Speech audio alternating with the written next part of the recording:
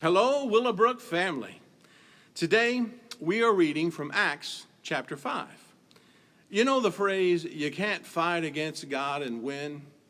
It seems like such an obvious truth. I mean, who in their right mind is going to think that they can fight against God and win?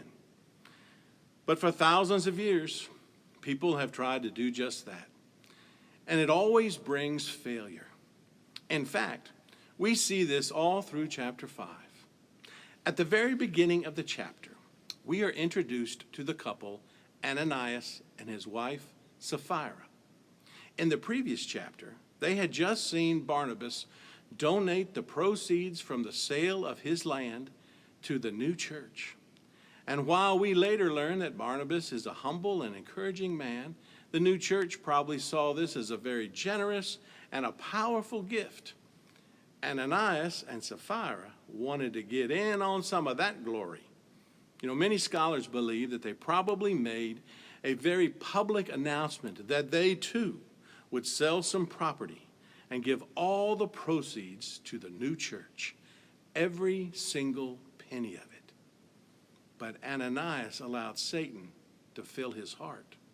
And he thought, why not give the church some, and I'll secretly keep some for myself, but all the while promising God and the church that they are getting all of it. Well, you know the story. When Ananias comes to the church and makes a public show and supposedly all of the proceeds of the sale of the land are given, when in truth it's only part, Peter confronts him with his lie. Ananias dies right there on the spot and is buried immediately. Well, 3 hours later, not knowing what happened, Sapphira comes to the church, probably expecting some praise, but is also confronted by Peter. And like Ananias, she lies and then dies right there on the spot as well. This couple lied to God and held out on him. And they tried to fight God, and they lost. As the chapter continues, God does his great work through the church, and mighty miracles are coming from it. The people in the community notice it, and they're very impressed. But the high priest and the Sadducees are not so impressed. They arrest all the apostles and put them in jail.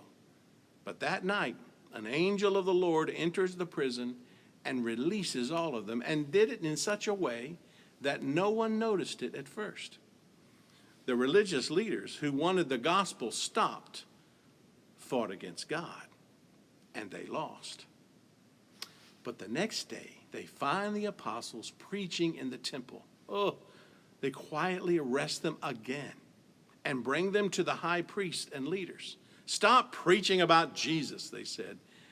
But Peter firmly answered, we must obey God rather than men. The religious leaders became so furious that they decided to kill them all. But in that moment, some great advice came to them from the most unexpected source, a well-respected Pharisee. His name was Gamaliel, and he said, men of Israel, take care of what you propose to do to these men. He proceeded to give them examples of two men in history who thought they were something, but got killed, and all their followers dispersed, and it all came to nothing. So in this present case, Gamaliel said, I say to you, stay away from these men and let them alone.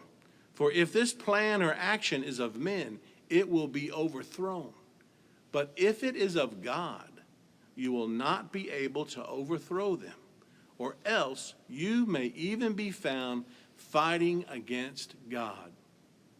The leaders took his advice and released the apostles after beating them. You know, God has given all of us so many blessings, and he gave us salvation.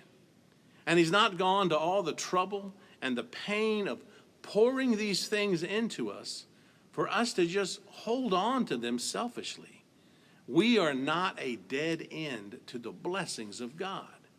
He wants his work to flow through you as you share the gospel and as you minister to those hurting and in need. But sometimes we get too busy or too afraid to do all of God's assignment. So we only do the easy part. Let me tell you, don't hold out on God.